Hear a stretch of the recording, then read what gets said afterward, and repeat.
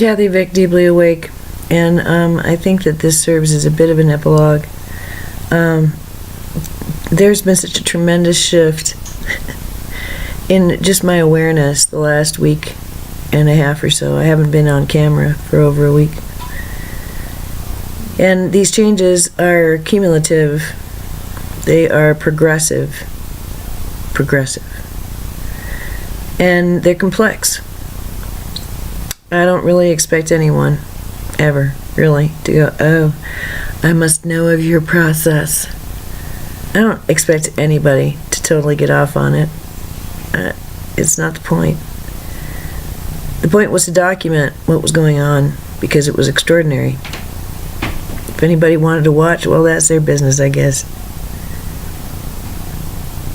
That's how I saw it. That's how I still see it. So, I describe this as me being an essayist, a reporter in altered states of consciousness, and a metaphysician. You can call me that. You can call me a shaman or a mystic. I don't really like the term sensitive. You can say I'm on the spectrum if you want. There's a lot of ways to describe me. I don't think that anybody who knows me would call me ascended. I just come with little extras. And there are times when I can do things that people I'm surprised at, other people are too. And they involve a lot of things that are physical. But then I've been reminded, I've been feeling so grounded, so happy. And then I'll think about a vision that I had that when my body was on fire, and it was so beautiful. It was so soft. That was just recently. And then I think of all the other visions I've had and all the other experiences and the near-death things and all that. And I sit in that for a couple of minutes, go, yeah, well, that's kind of neat. And then I move on. But it's not stuff I talk about. Who am I going to talk about it with? If I do, people think that I'm, they have their judgments about it. Not that it's bad at this point, probably that it's so good that they can't compete and then it becomes a competition. So it's better to just not talk about it. And I was sort of toying with that. Now how do I proceed? This is what makes me special and I can't talk about it? Isn't that just the Dickens? It's always been that way. But it's been that way with the things that are really, really, really dark and twisty and bad. I don't tell people that. They run away. They see me different. Only Melissa. And by doing that, by her standing witness to, she doesn't know all of it, but she knows a lot of it. And it just was like another day that very much helped to be witnessed. And it helped to be witnessed with the sparkly things too. It made me more real. It made me more whole. Lately, the idea for me has been that of a container. That's the thing that keeps coming through, a container. And at first I was seeing a circle, okay? And I was looking down at a circle. And I was seeing a white ball like an egg yolk and a black ball like an egg yolk. And they were spinning. And they never bumped into each other. And it seemed as if the momentum of one pushed the other and the other pushed the other. And it was very... not entirely cooperative. I don't know what that word is, where it's necessary that they work together. It's not optional. It's just what they do. And I was given that, and I really like it a lot. It helped me because I realized that that whole drama plays out in a container. And at first it was just, I can be the container. But then it's blossomed from there. The container's being held, or it's sitting on the table somewhere. It's being looked at by somebody. Somebody thought up the idea of putting them in there. There's a lot going on that we can't see. And it's that I now am more aware of. And I'm just really happy.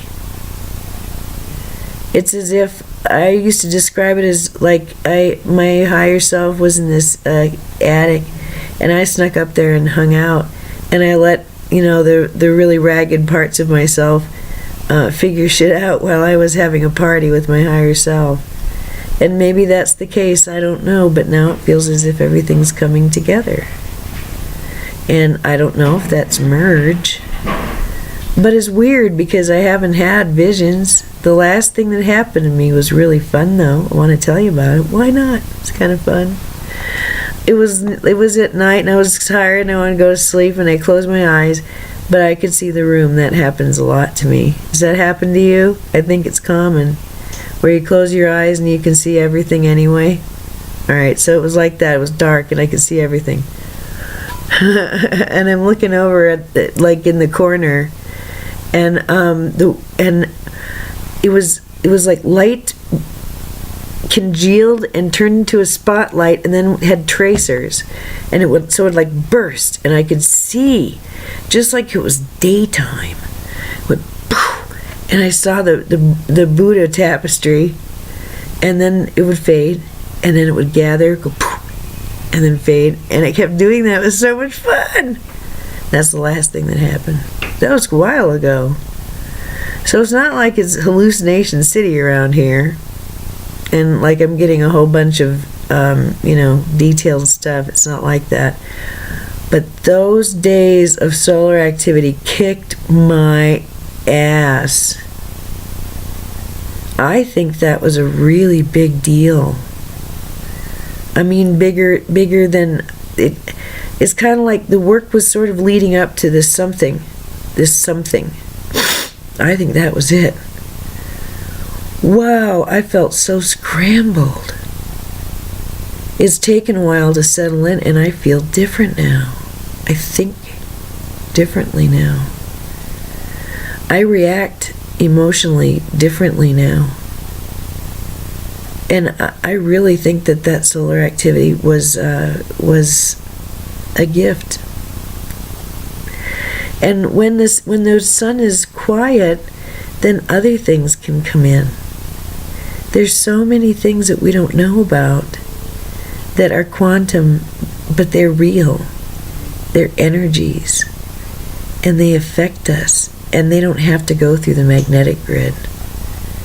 They go into all of the biology of Earth, and it's changing things, refining things. Can you feel that?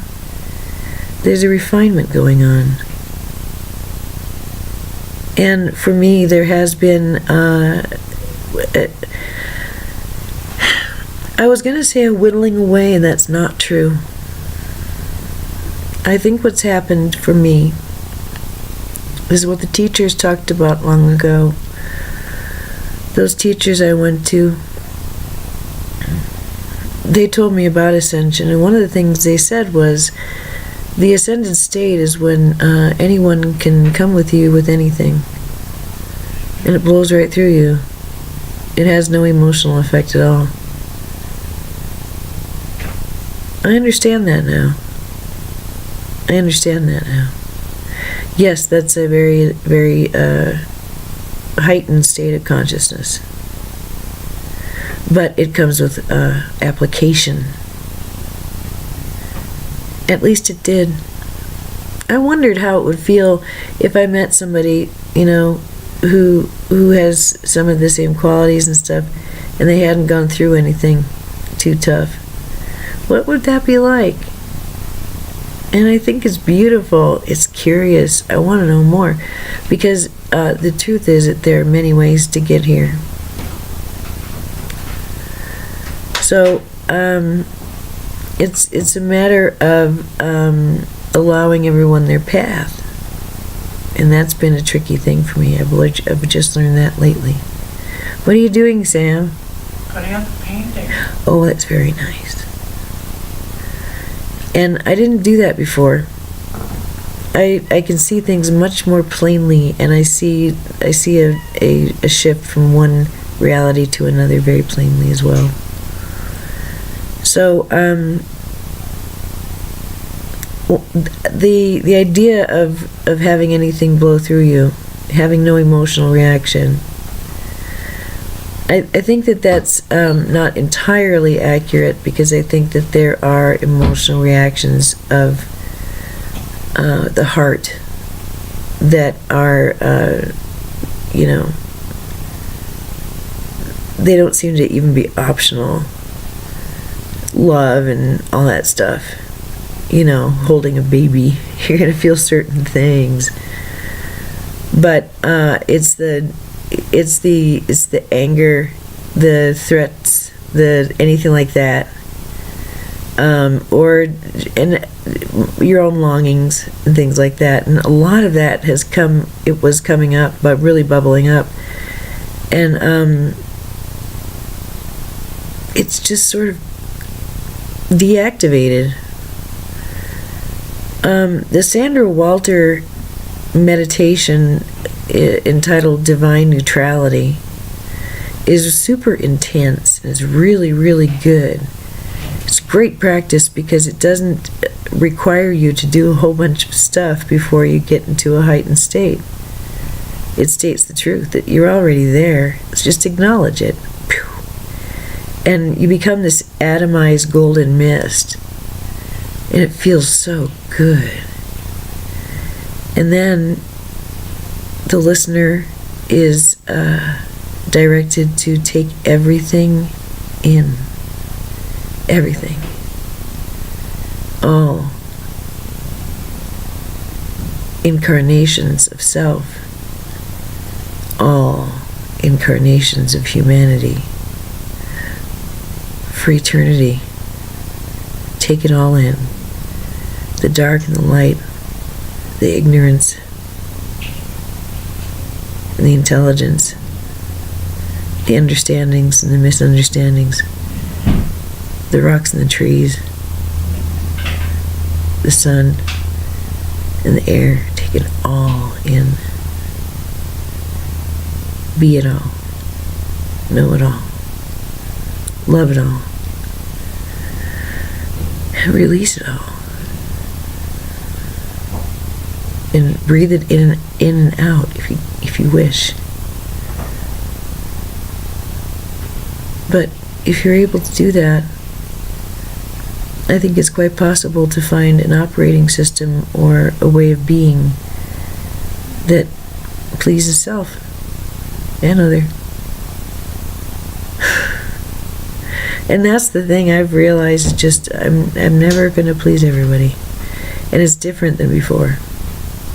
I don't feel any responsibility. It's shocking. And I'm learning different ways of behaving. And that's very interesting. So it means I'm trying new things. And I'm allowing hope. And in all ways. And realizing my own limitations from before. And if you've got a way, like a groove that you always fall back on, and you'd rather not do that anymore, like smoking or like anything, but it's something that you do that you rely on, that breaks the action or eases your mind, but perhaps it's destructive to you. Well, there's a lot of ways to go about that, and you can mine the reasons forever. But there comes a moment when you realize that this is something that you just are no longer going to do. And it changes everything to just say no. And for me, there have been a lot of yeses. A lot of doors opening. And I've realized that it is in realizing what my no's are, that just as the old saying goes, I can finally truly say yes, honestly. I think I'd never wanted to limit myself, and I think that as a writer I have not. I had to stay free in my mind so I could create anything, go anywhere when I sat down. That's my right as a writer, but it requires that I have a wild place, a place that no one can govern but me. It has to be original and creative, and it's mine. And that's, to me, what a writer is. Someone who is distinctly,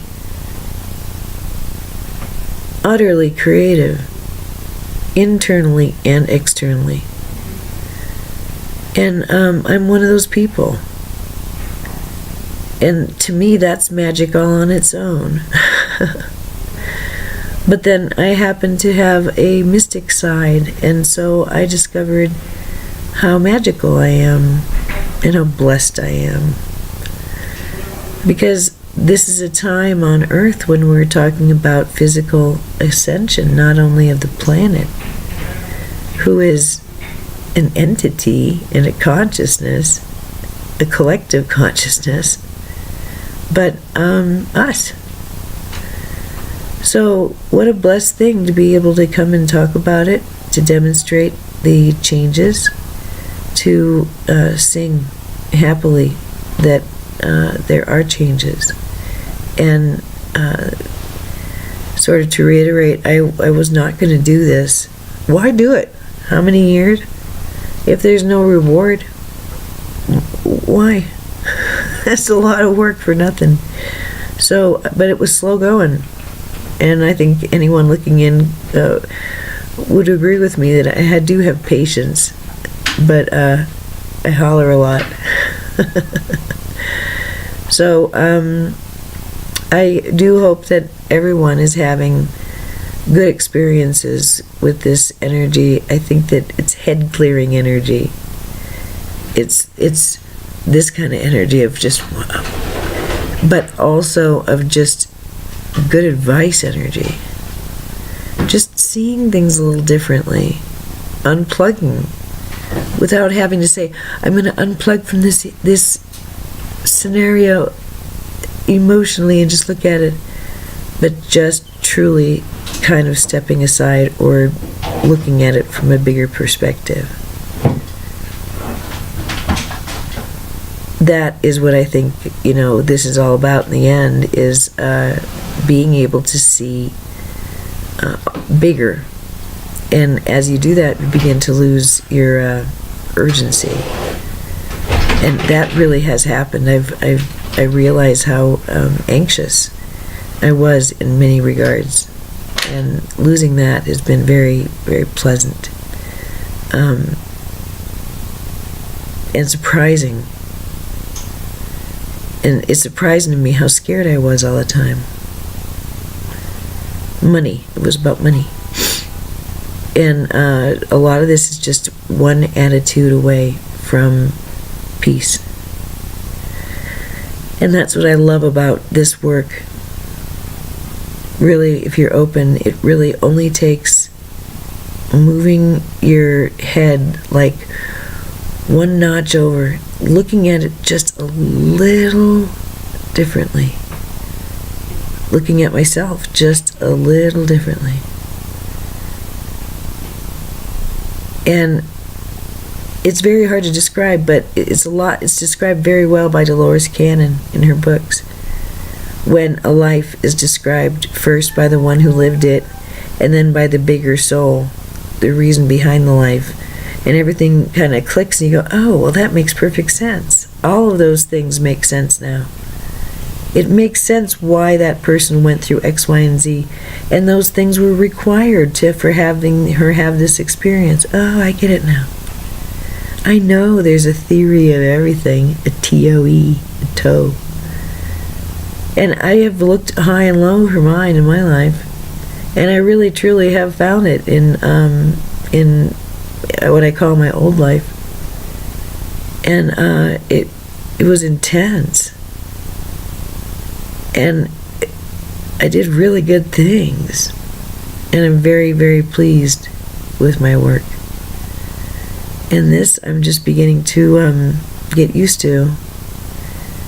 And that's all right. I just live day to day. And I'm sort of in joy monster mode anymore. Joy to joy. There's no reason to be anxious. None. So if it's there, then I gotta take a look at that. And so there was one day I had 3 social contacts, and it was just too much.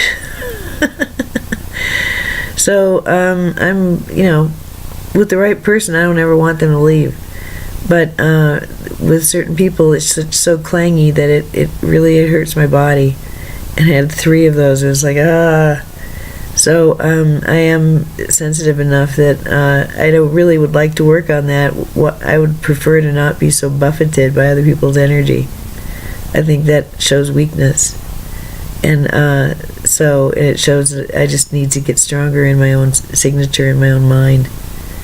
And then, that stuff doesn't bother me quite as much because I'm feeling me. And I can do that when I think of ancients. For some reason, no matter where I'm at, if I think of ancients or ancestors and I think of stones, then I start feeling better. Then I start feeling as if there's masters in the room and light beings in the room and things like that when I'm out and about. And then I realize I'm home. I'm always home. That's been part of this whole process, is just really just bringing that into my reality, remembering for me who I am in the moment, not talking about it, but being aware of this work and about who I am, what I know. And it's not so much to carry it around and say, I want it made clear for me that is very, very soothing. It helps me remember why I'm here. And it helps me to not feel everybody else's feelings quite so much, because I'm in me. And so that's helped me a lot. I don't know, that sounds kind of spectrum-y, doesn't it? But I consider that sort of a merge. There was a big part of me that I didn't carry around with me. I left it at home when I locked my door, and I went out sort of unarmed, because I didn't bring any of my metaphysical stuff with me ever. It was off limits. So I would walk out there like a turtle without its shell. And now I am not doing that. And it feels really good to have that merge and that meld. And for me to be so comfortable within it that I don't have to talk about it, but I am living it. And I'm doing the best I can. I'm not doing, things the greatest, and I'm doing some things really super great. And I don't care about how it looks to anybody. I'm just enjoying myself tremendously, day to day. I'm a spellbinder now. I'm a storyteller. I get assigned to school. They do my background check and that kind of stuff, and I have to tell an 8-minute story to a whole bunch of storytellers, and if they're pleased, then I'll get a pin and a book. Ooh, and I can start doing that. And so I have some plans. It'll be fun. I'm glad to still be of service, and I love the idea of being a storyteller. It's just so freaking awesome. I'm so blessed. So I'm very pleased with the epilogue, I guess, because a lot of this has been really kind of torturous and difficult to get through. There's been a lot to weed through and to explain, and I appreciate anyone who watched or read. I'm so proud of my work, especially my written work. Ooh la la. And I can't wait to transcribe these. But I've got a couple weeks now, and then I'm going to write a novel. It's my second novel. So I'm kind of taking it easy and doing my laundry and doing stuff like that, getting ready. And I'll be seeing a surgeon in the middle of the month. So hopefully I'll have some relief from this hip soon. So things are looking up, and I am protected and safe and loved, and I am supported and seen and recognized. There's harmony in my life. There's balance.